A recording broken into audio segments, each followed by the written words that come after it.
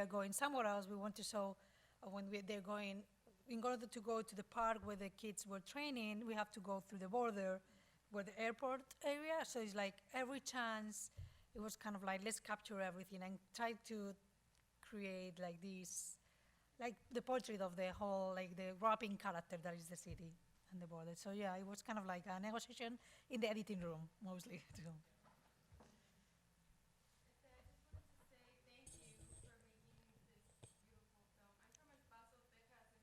Oh, so yeah.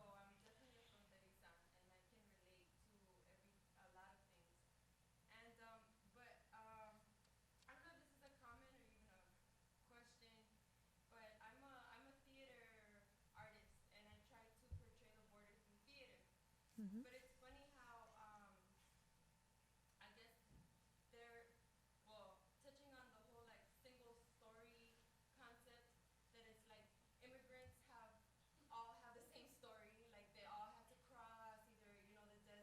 Mhm.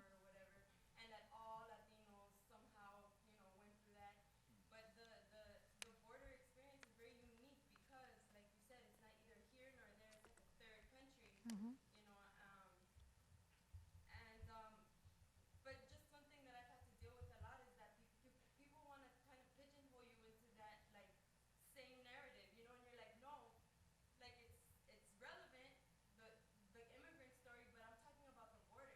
Mhm.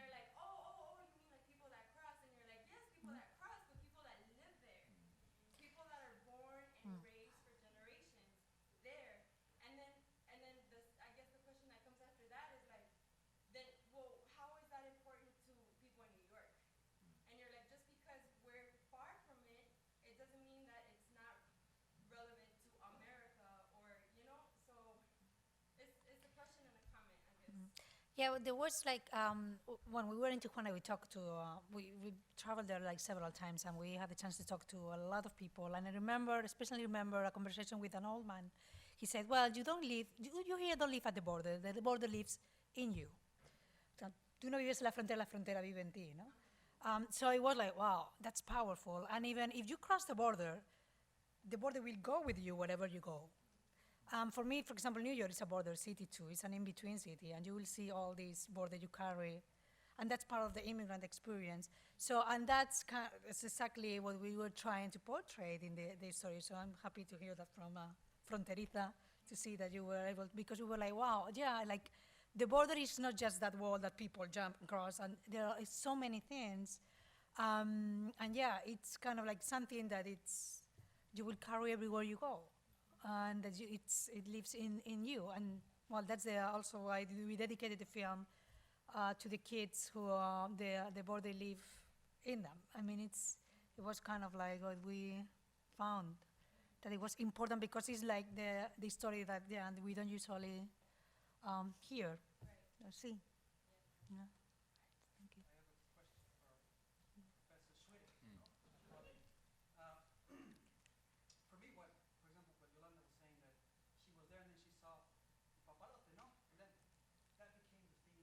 Mhm.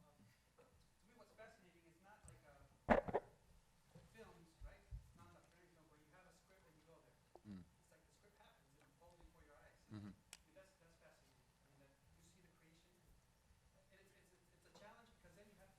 Yeah.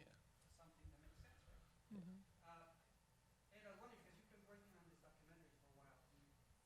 Yeah.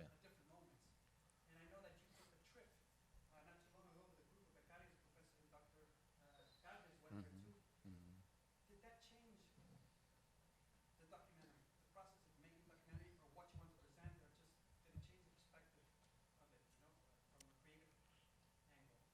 Well,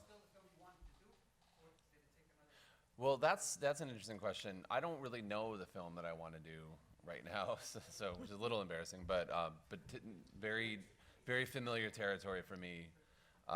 It's I don't really know what it's going to look like. It's very nebulous, and there's a lot of angles, and we're just sort of now picking up on a few themes and things like that that we could possibly weave into a narrative, and we're just now, even like just last few weeks, we're sort of tracking down individuals who could possibly help tell our story, which is like that's like a pre-production moment, right? I mean, that's before you even have a script. You sort of have your principles in line. So we barely have that. Going to Mexico and I think for me anyway, since we had 2 weeks there, not even, we had like 14 days. And a lot of that was just taken up with the logistics of, you know, being on a study abroad trip and goofing around occasionally. And so I was talking to Alicia about this, that maybe like 50% of what we did was actual work and the rest of it was like sort of enjoying our time, and which is like, that's the way I like to work. I like to have fun, or else you're not gonna get a reasonable thing on camera. So that's really like 7 days, and you really factor down, there's really only like a whole, maybe a 24-hour period of work, of actual filming, right? And that's nothing, right? You had 2 weeks just to spend, not even filming with your people, the principals, the characters, just to scout them as people, you know, and get to know them and see where the story might be. We're just sort of doing that now. So the way I look at Mexico is kind of like a 2, maybe a week and a half, very expensive, very fun scouting trip, right? And then scouting and filming is where you sort of see all the angles, you see technical things like where is the lighting gonna be, or where won't it be, and what can I do here, and is there gonna be a power outlet available, you know, stuff like that, the bare bones. But it's also about seeing the stories, seeing the people, and figuring out how you're even gonna film it, right?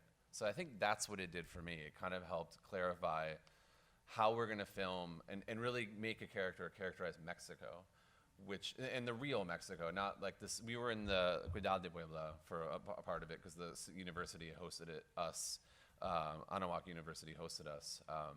But that's a very modernized city, right? The outside of that area is the real Mexico, where people live, migrant families of migrants. They all live there, and we had to sort of figure out how to characterize it. And I think the one thing that came out of that is, it's what we've sort of been after, is we wanted to communicate to the audience how lush it is. I mean, there's fresh food everywhere. There's sunlight. Everyone's smiling. You know, there's abundance in Mexico that I think in America, in the U.S., we're taught the opposite. We're taught that it's basically the third world, right? And it's not. It's a beautiful place where people are actually healthier than us, and I don't know, maybe happier. That's a difficult thing. There's no metric for that, but everyone seemed much more friendly than, say, a typical New York street. If I were to walk out this street right now, I probably wouldn't be smiled at. Nobody would approach me. It would be difficult to approach others. It's not like that there, and there's a reason for that, and we wanted to sort of visually communicate that. The trip to Mexico helped us sort of form that and get some visuals. But that said, the next chance I have to go back, I'm going, because I have a much better plan now about how to film it. So. Yolanda, on one of your screenings, you gave an update on the kids' lives, and you said that you couldn't get in touch with the 2 kids that rescued, and that Eddie ended up working in the factory. What's the latest update? I mean, the latest update, because we presented the film to, we went to Tijuana last year, the COLEF, el Colegio de la Frontera Norte, the COLEF, and the CUNY, which is a cultural center in Tijuana. They organized this premiere, this event at one of the main theaters in the city. But for us, it was kind of like the excuse to go find the characters, bring them to the theater, and watch the film, because that was the ultimate goal for us. We wanted, like, finish the film, just to have the kids to watch themselves on the screen. So yeah, it took us a while to locate Carmela and locate Eddie, but finally Eddie couldn't come to the theater, because he was working in the factories. He couldn't cross anymore because of the number. So he's still working in the factories. I have his Facebook. I had to contact him because he gave me his Facebook account. I was like, let's be friends. And so, but I haven't checked. I'm not a very Facebook person. But I would like to see what he's doing. But probably he was planning to work from the factory for a good while, because he cannot cross. I mean, you have to kind of like disappear for a while, so the patrol doesn't have you in the records, so they cannot identify you as a pollero, as a guide, but as an immigrant, because they will treat you differently. Of course, if you're an immigrant, they will send you back to Mexico. If you are a pollero, you can be detained and be in prison, and etc. So he had to wait for a while. Carmela now wasn't going to school. He was just taking care of the, because her older sister, she's now living out of and the mother is gone to Mexico City. I think she just left the family. She just left the whole family and then went to Mexico City. And then she has, so Carmela has taken the role of the mother now. So she's, I mean, she's now 14, no, 13. It's because this was 4 years ago. So, so yeah, she's 13, I'm 13, and she's like taking care of the children. And we were, with Colette, we're trying to figure out a way to help her go back to school, art school. He wanna do some arts, but it's not easy. And then, yeah, Fernando and Adrián, the Westlers, we are still trying to find them. Last we heard is that they were in Guadalajara, and we are trying to find them, but it's not easy. Mexico's huge. They changed the phone number that we had, because we want them to see the film. And we don't know if they're still wrestling, if they are going to school, if they are like working in factories, probably, I don't know, if they made it. What? Maybe you can find them in Facebook. Maybe.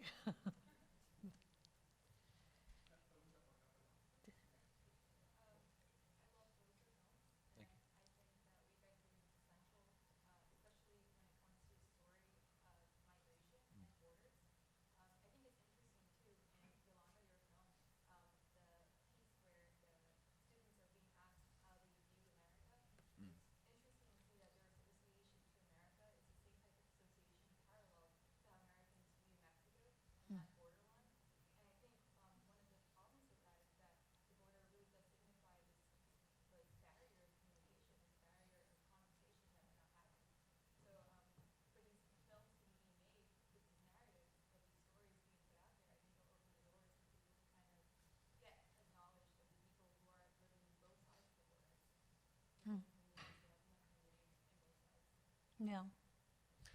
Yeah, Lucero?